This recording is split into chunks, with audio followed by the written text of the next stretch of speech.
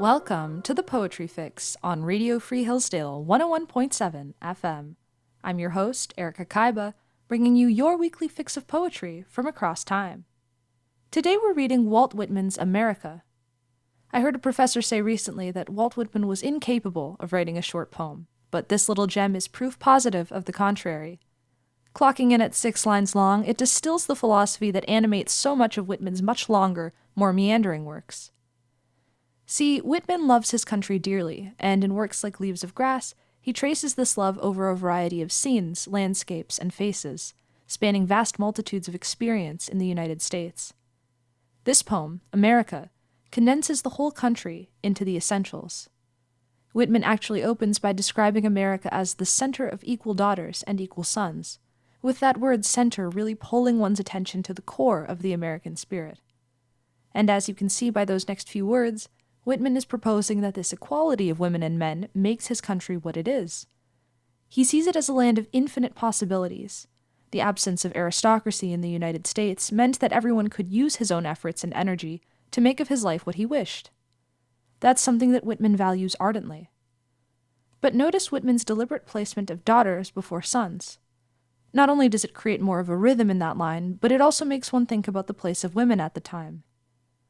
Though their opportunities were of course much more limited than they are today, there were brilliant personalities like Margaret Fuller and Sojourner Truth, both contemporaries of Whitman, who wielded significant cultural influences.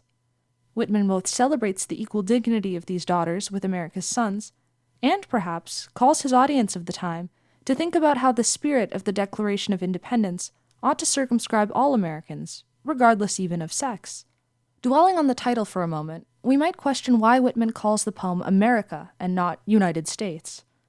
Apart from the very obvious reason that the word America is more lyrical than the rather dry-sounding alternative, it has much broader connotations than the country's official name. America makes one think of the continents, of the New World more generally. The Americas were always seen as locuses of opportunity and possibility, and again, this is something that Whitman holds very dear. Something else that Whitman often makes a point of focus is the relationship between the people and the land that nourishes them.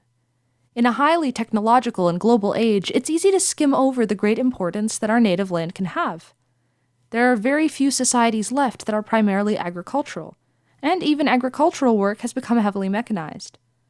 But in Whitman's time, man was often seen as deeply connected to the soil. This is why Whitman describes the American as perennial with the earth, as endeared to the land, which acts as a mothering figure. He was very conscious of the relationship between the earth and the men that people it. With all that said, let's dive in. America, by Walt Whitman. Center of equal daughters, equal sons, all alike endeared, grown, ungrown, young or old, strong, ample, fair, enduring, capable, rich, perennial with the earth, with freedom, law, and love, a grand, sane, towering, seated mother, chaired in the adamant of time. You've been listening to The Poetry Fix with Erika Kyba. If you enjoyed this episode, consider following The Poetry Fix on Spotify, YouTube, or Apple Podcasts. And if you have any poems you want to see in a future episode, email your suggestions to thepoetryfix@gmail.com. Join me next week, and we'll be reading Victor Hugo's Demande l'aube.